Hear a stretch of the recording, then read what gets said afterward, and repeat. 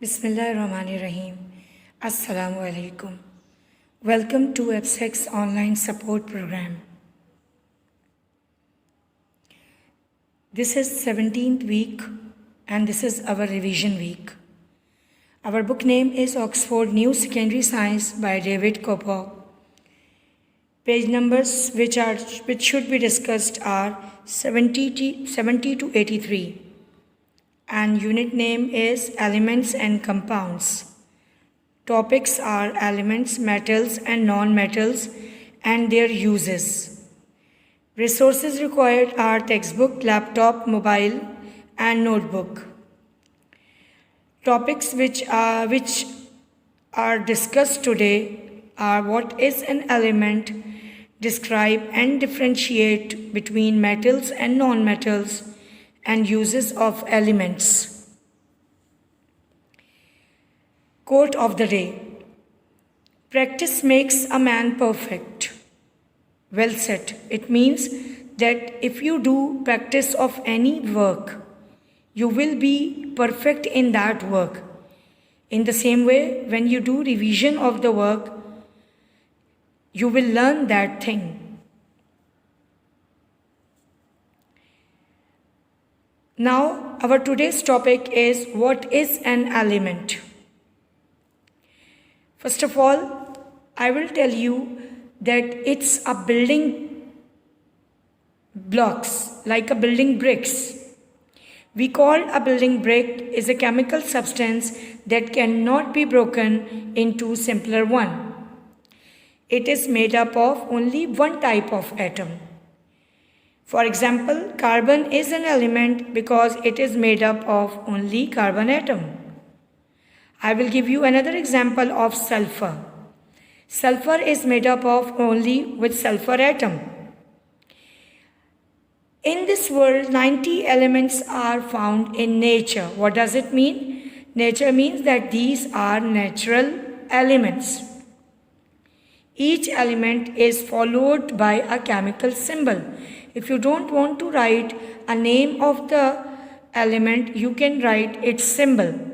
For example, sulfur S, mercury Hg, iron Fe, silver Ag, etc. Now comes to our next topic, that is metals and non-metals. You are studying from your previous classes that what are metals and what are non-metals. Metals are the good conductor of electricity and heat, and non-metals are the insulators, means bad conductor of electricity. Elements can be sorted in groups, that is metals and non-metals, according to their properties. First we will discuss metals and then non-metals, and you can differentiate between those. Metals are hard solids and feel heavy. They have shiny appearance and high boiling point. They are malleable. Malleable means they can easily be bent, and good conductor of electricity and heat. Now comes to our next non-metals. Non-metals are insulators. They are gases or solids and they are not sonorous. What does sonorous means? Sonorous means that they do not make a ringing sound when they hit by something. They have dull appearance, brittle or powdery. They are in powdery form. They have low boiling point and they are insulators, means they are bad conductor of electricity and heat. Now comes to our next topic, uses of elements.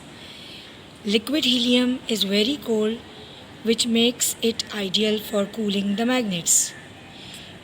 We are talking about different properties of elements, which can be put in a great variety of uses in daily life. Our second element is xenon. The xenon in car headlights glows brightly. It is used in car headlights. Third, copper.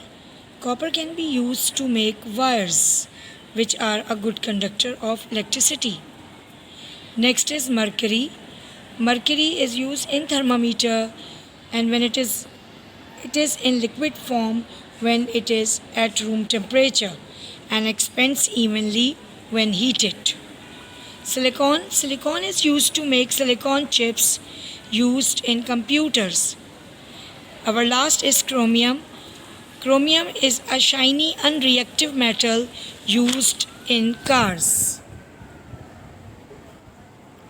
Now task is given to you. As you know that this is our revision work and all question answers are attempted before. So learn and revise all the work related to this chapter and draw a circuit diagram which you have drawn in class 5 also. Learn the uses of elements. Next is moral value. Every chemical reaction has a transition state. Thank you and Allah Hafiz. Stay safe.